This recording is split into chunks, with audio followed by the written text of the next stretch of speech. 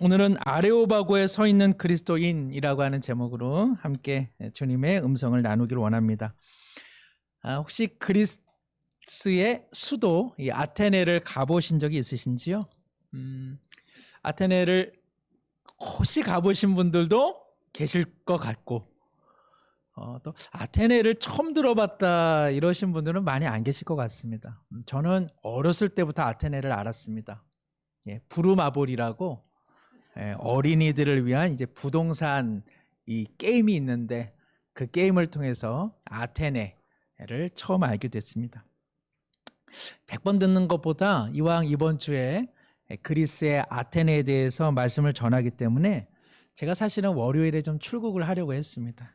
그러나 일정이 바빠서 차마 아테네를 다녀오지는 못했습니다만, 아테네 하면은 이제 뭐 올림픽에 대한 생각도 갖고 계실 거고요. 무엇보다도 우리가 소중히 여기는 이 민주주의 이념, 민주주의가 발흥한 곳도 이 아테네입니다. 플라톤, 아리스토텔레스, 내 꼬락서니를 알아라.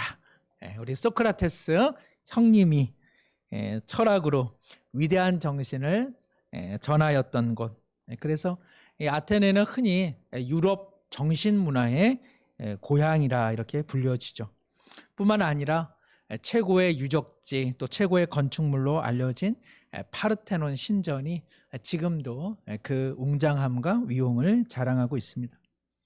우리가 만약 타임머신이 개발되어 과거로 돌아간다면 예수님 탄생하시던 베들레헴 그 밤에 우리는 돌아가고자 하는 마음이 다 있으실 겁니다. 오병이어의 놀라운 기적을 베풀었던 그곳, 거기 가서 나도 조금 주시는 빵 한 덩어리 먹어보면 얼마나 좋을까. 안타깝지만 골고다로 향하시는 예수님의 그 길가에 나도 좀 같이 동행하여 주님의 무거운 십자가 한 자락이라도 내가 짊어진다면 얼마나 좋을까? 우리 그런 생각 할 수 있습니다. 이스라엘뿐만 아니라 정말 타임머신이 한 번 더 경험할 수 있는 기회가 주어진다면 이 바울이 사도행전을 통해 옮기고 있는 이 발걸음, 선교의 여정길도 우리가 한번 가보고 싶지 않겠습니까? 지금 사도 바울은 아테네, 오늘 성경에서는 아덴이라고 하는데 이 아덴의 아레오바고라고 하는 이 언덕, 법정의 언덕이라고 하는 이 그 대리석으로 이렇게 이루어진 어떤 큰 언덕 위에 지금 서 있습니다. 바울이 왜 아덴에 있을까?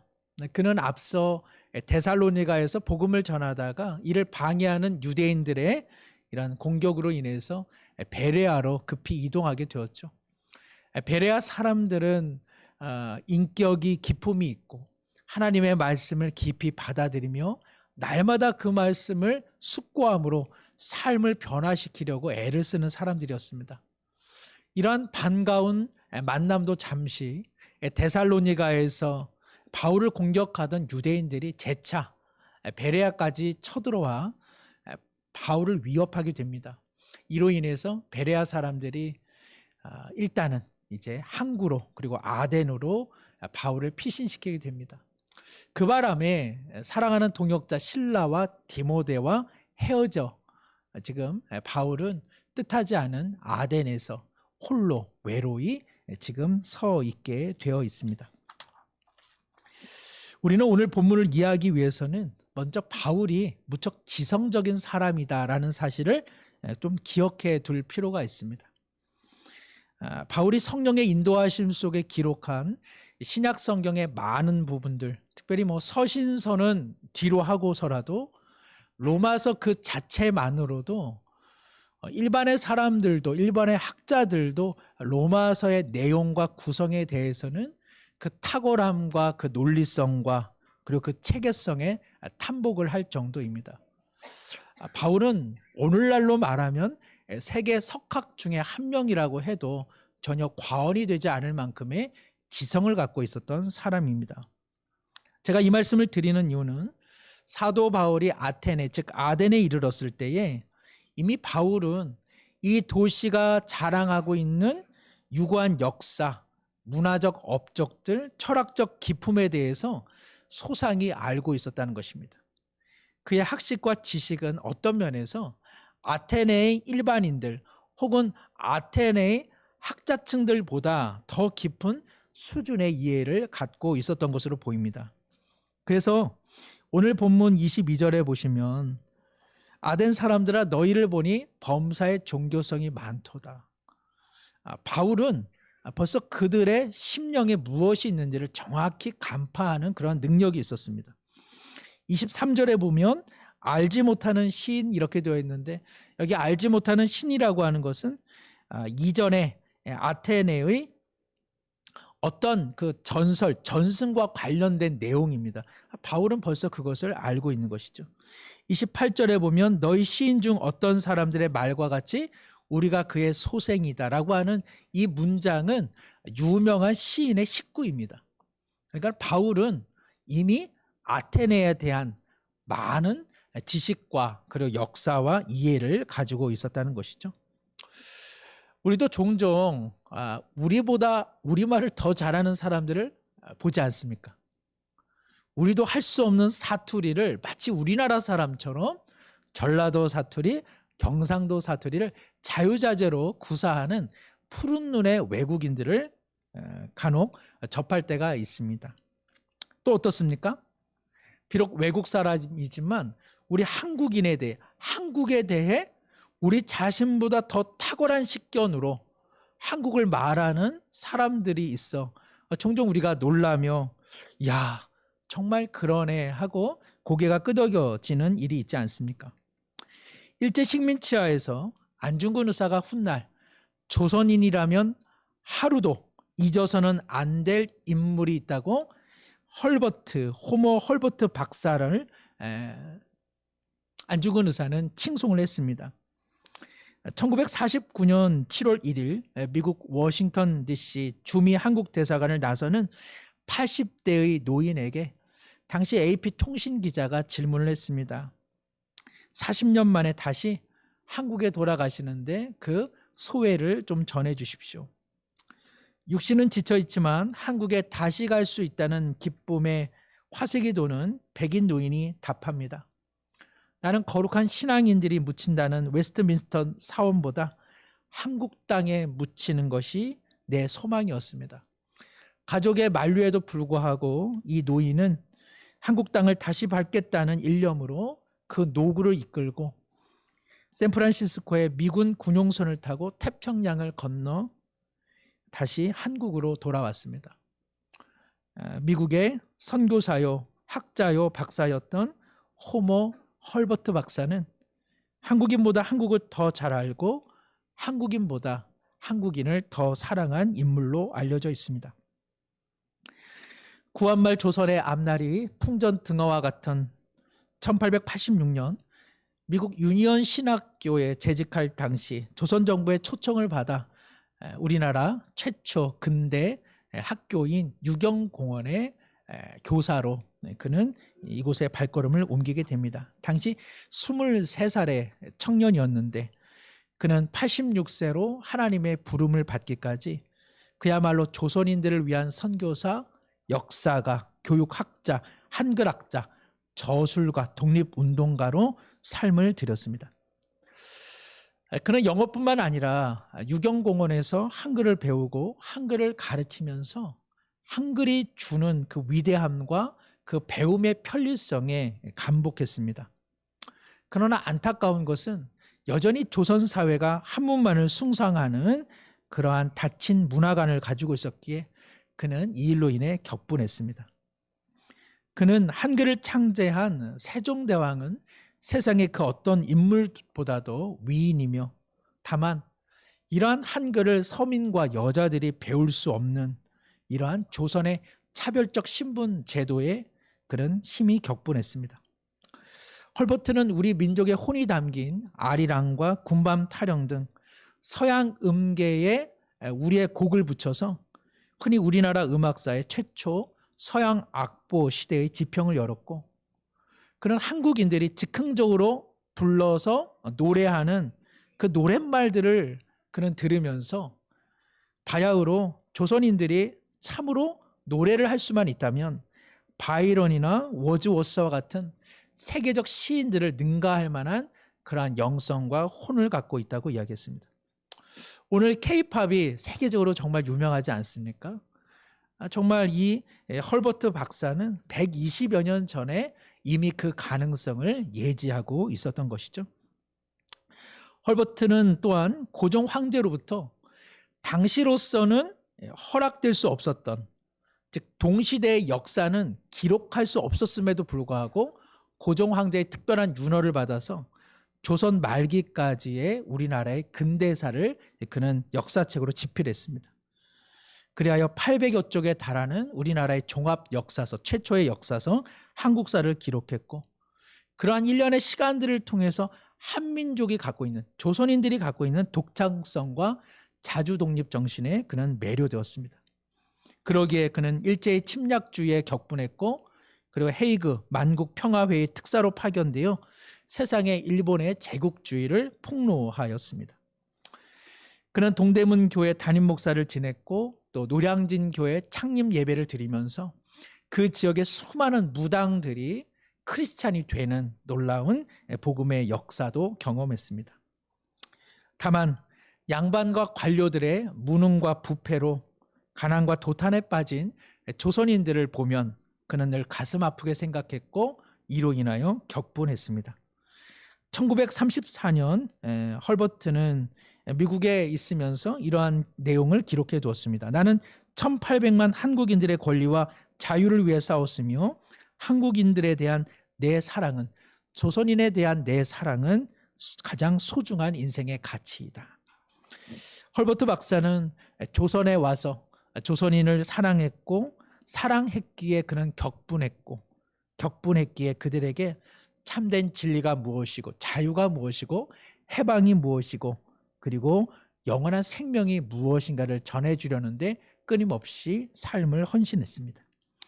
오늘 본문 16절에 바울이 아덴에서 그들을 기다리다가 그 성에 우상이 가득한 것을 보고 마음에 격분하였다, 이렇게 되어 있습니다. 우리로서는 우상이라는 말이 나오고 격분했다 이렇게 되니까 그저 바울이 아덴 사람을 하찮게 여기고 멸시하고 우상이나 섬기는 것들 하며 분노한 것으로 우리는 생각할 수 있습니다. 그러나 헐버트의 격분 그리고 바울의 격분은 우리가 그렇게 생각하는 격분과는 다릅니다. 그냥 누군가를 하찮게 보고 멸시하는 그런 격분이 아니라는 것이죠. 사랑하는 성도 여러분, 누구나 다 살고자 애씁니다. 어떻게 하든지 살아보고자 구축하고 만들고 의지하는 그것들을 우리가 함부로 예단하고 판단해서는 안 될 것입니다. 다만 헐버트와 바울이 격분할 수 있는 것은 어떤 면에서는 화려해 보이고 어떤 면에서는 타당해 보이고 어떤 면에서는 대단히 의지할 만한 것이지만 인간 근원의 문제를 해결할 수 없는 것들을 의지하고 있어 바로 그들을 향한 안타까워하는 마음, 그것이 바로 헐버트와 그리고 바울의 격분이라고 할 수 있습니다. 나는 믿음이 있는데 너는 믿음이 없어, 이런 어리석은 것들 하는 그런 격분이 아니라 무언가 이야기를 하다가 속상하고 일이 안 풀려 교회도 안 다니고 하나님도 모르는 것들이 저렇게 사는 거야 라고 멸시하는 우리 같은 그런 격분이 아니라 지금 헐버트와 그리고 바울이 마음속에 일으킨 격분이라고 하는 것은 나름대로 살아보려 애쓰지만 그것이 인생의 근원 문제를 해결할 수 없는 것에 대한 안타까움의 격분이라고 할 수 있습니다. 바울이 아덴 사람들을 볼 때에 민주주의를 발흥시키며 평화를 구축하려 애쓰고 사상과 철학을 발전시키고 위대한 건축물을 만들어내고는 있지만 하나님과 떨어져 멀어져 사실은 뿌리가 없어 말라지고 시들어지는 아덴 사람들을 향한 긍휼의 마음, 그것이 바로 바울의 격분의 이야기라고 할 수 있습니다. 여기 16절에 보면 우상이 가득하다라고 하는 것은 우상 아래에 도시가 지어졌다, 우상이라고 하는 숲 가운데 도시가 지어졌다, 그런 의미입니다. 우상은 무엇이죠? 우상은 사실은 다 인간이 만들어내는 것이죠. 인간이 자신의 불안, 그리고 이것을 해소시켜 자신의 욕망을 달성하기 위해 우리 인간은 마치 신처럼 우상을 만들어냈고, 그 신을 섬기는 것 같지만 실제로는 다 우리 욕망을 성취하기 위한 것으로 우상을 만들어내고 있습니다. 사람이라고 하는 존재, 뭐 대단한 것 같지만 그 마음의 뚜껑을 열고 보면 다 불안해서 못 견뎌하며 죽을 것 같아서 힘들어하고 고통당하는 것, 그것이 다 모든 인생이 아닙니까? 우리가 주님을 믿는다 할지라도 우리 동일하죠. 현실의 삶에 대한 존재의 불안, 미래가 어떻게 될까라고 하는 미래의 불안, 남에게 잊혀지고 남에게 따돌림 당하고 나만 외로워지는 것은 아닌가 하는 소외의 불안, 그리고 연약한 육신의 건강에 대한 불안, 그리고 끝내는 죽음에 대한 불안을 우리 모두 떨쳐낼 수가 없습니다. 이 불안을 세상 사람들은 어떻게 해결합니까?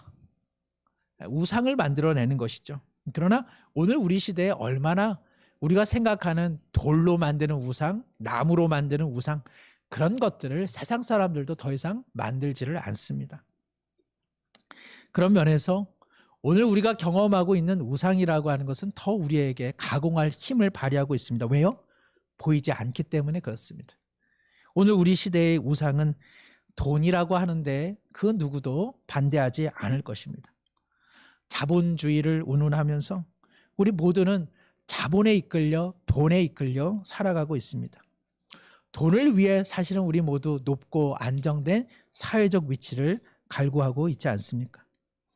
그리고 또 다른 한편에서는 다양한 중독들을 통해서 우리의 욕망을 충족시키고 있습니다. 그리고 나를 위해 산다는 나르시즘이라고 하는 병적 자기 애착의 폭이 확대되고 있고, 또 실은 아무것도 아닌 맹목적인 이념에 우상의 덫에 걸려 살아가는 사람들도 꽤 많이 있습니다. 18절에 보시면 에피쿠로스와 스토아 철학자들과 바울이 쟁론하였다 이렇게 되어 있습니다. 이들은 철학사에서 모두 다 중요한 사람들입니다. 에피쿠로스, 스토아 철학파, 우리가 잘 알지는 못하지만 이들은 고통과 불안 가운데 살아가는 인생들이 그러면 어떻게 행복을 얻을 수 있을까? 그 철학적 지평을 열었던 사람들입니다. 이 사람들이 이렇게 나쁜 사람들은 아닙니다. 하나님을 모르니까 에피쿠로스 학파는 세상은 우연히 만들어졌고 죽음이라든지 심판이라고 하는 것은 우리가 알 수 없으니 거기에 매달리지 말고 평온한 삶을 추구하자고 이야기했던 사람들입니다. 스토아 학파는 지고의 신, 최고의 신이 있기는 하지만 이미 그 신이 모든 것을 결정지었기 때문에 괜히 열심히 살려 하지 말고 나를 내려놓고 복종하고 인생의 고통이 오면 그것을 감당함으로써 평온에 오히려 이를 수 있다고 이야기한 사람들입니다. 나쁜 사람이다, 이렇게 어처구니 없는 철학을 만들었다, 그럴 것이 아니라 하나님을 모르는 인생으로서는 보다 나은 삶을 살기 위한 인간의 각고의 분투라고 할 수 있습니다. 그러나 문제는 이런 것들은 늘 철학자들의 말이요, 아테네 일반의 사람들은 실제로는 우상 만들기에 바빴다는 것입니다. 흔히 아테네의 신의 숫자는 아테네 시민의 숫자보다 많다는 말이 있습니다. 인간이 다 불안하고 허약하고 두렵기 때문에 끊임없이 우상을 만들고 신을 만들어 자신의 불안을 해소하고 욕망을 달성하려고 했던 것이죠. 아주 오래적 태고적 동굴 벽화, 벽면에 뭐라고 쓰여 있다고 합니까? 요즘 것들은 다 버르장머리가 없어. 젊은 사람들 버릇 없다 하는 말은 요즘 일이 아니라 옛날 옛적부터 다 있었다는 내용이죠. 사람의 본능이라는 것이 옛날이나 오늘이나 다 똑같다, 그런 우스개 이야기입니다. 거창한 철학과 사상이 오늘날 존재하고 있지만 아덴 때나 그리고 지금이나 인간은 그러한 철학이나 사상에 휘둘리지 않고 그저 내 불안 하나 해소하면 좋겠고 내 욕망 하나 성취되면 좋겠다, 그러한 마음으로 사람들은 살아가고 있지 않습니까? 오늘날 첨단의 시대이지만 이 점술 문화가 더 팽배하고 있다는 것은 오늘 우리의 근원적인 인간의 불안은 그 무엇도 해소하지 못하고 있다는 것을 여실히 보여주고 있습니다.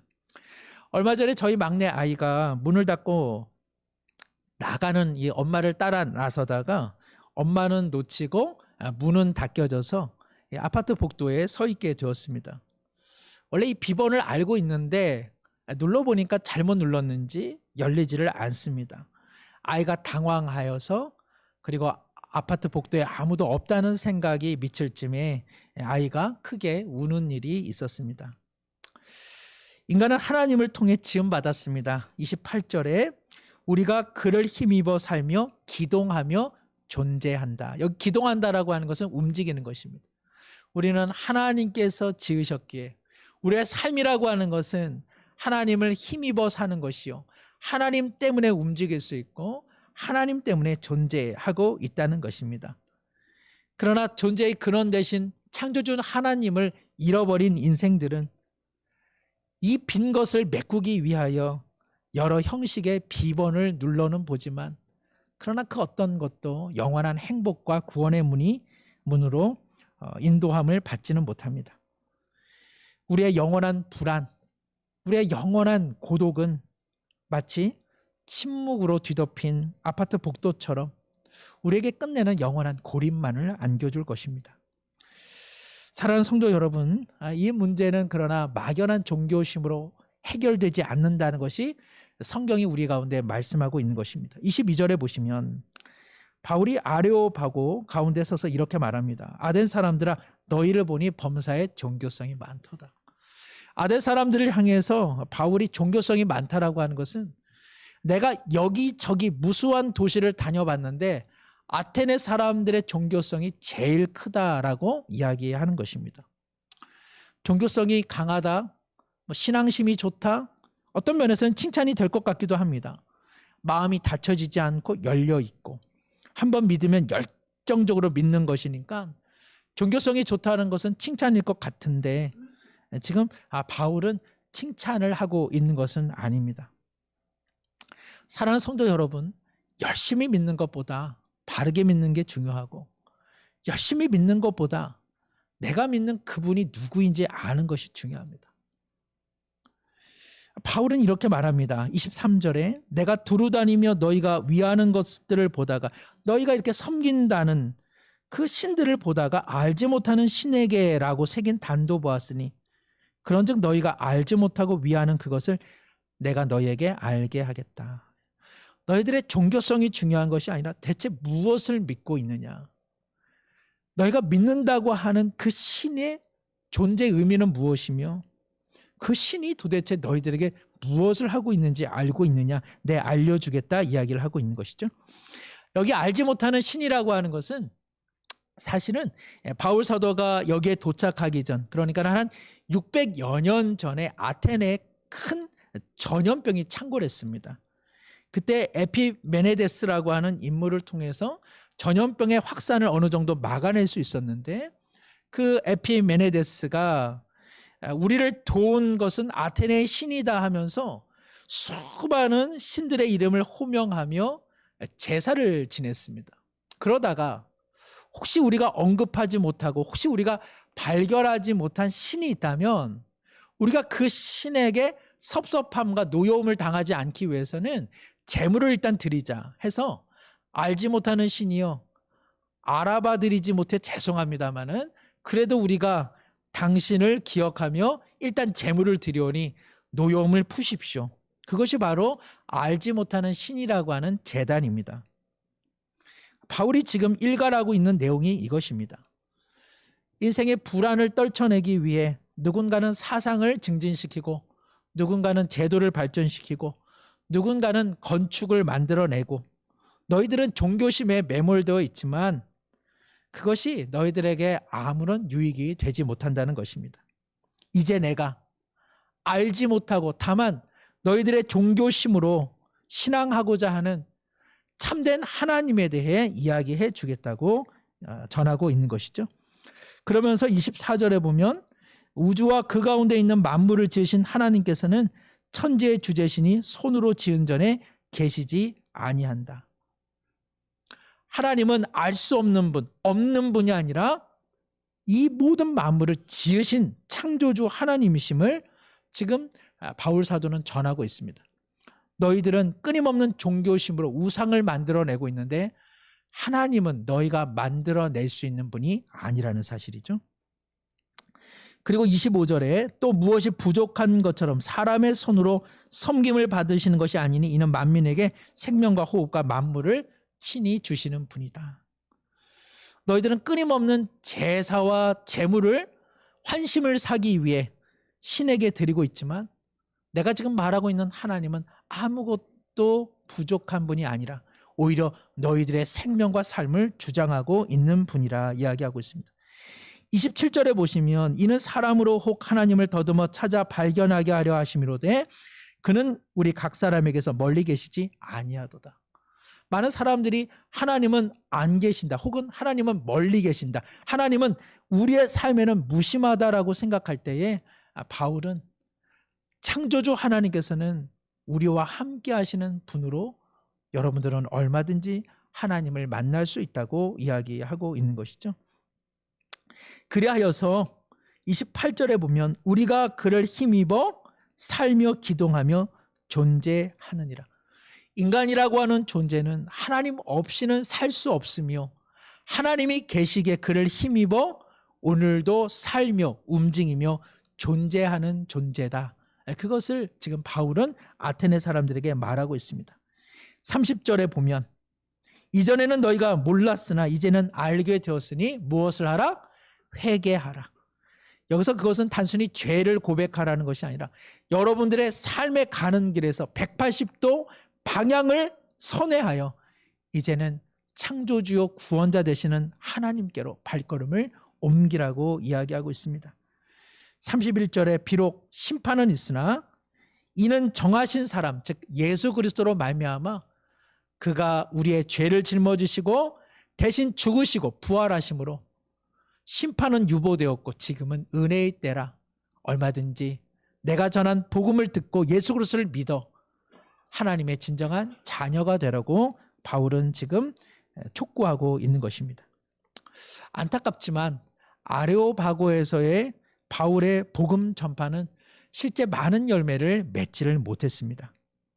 그러나 우리는 듣습니다.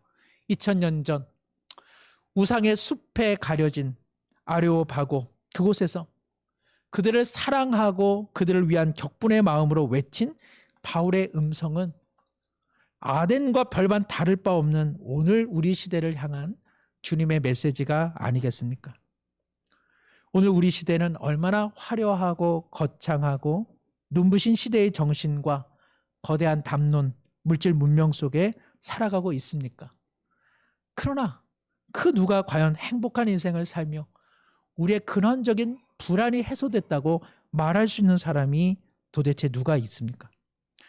오늘 얼마나 많은 사람들이 보기에는 다 교양 있어 보이지만 욕망의 우상을 만들어 불안을 해소하고자 자신만의 우상을 만드는 일에 혈안되어 있지 않습니까?